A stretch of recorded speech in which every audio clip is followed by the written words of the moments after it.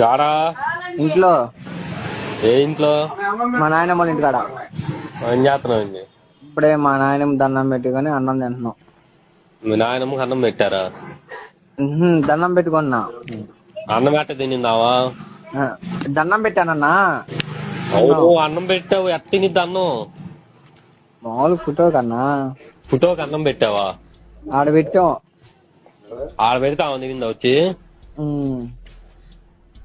ఎట్ట వచ్చిద్దిరా, చచ్చిపోయినావా? నువ్వు మైండ్ పోయింది నీకు. ఈ పండగకి వచ్చిద్దిలే అన్న, తలుపులే. ఈ పండగకి వచ్చిద్ది. వచ్చిద్దా?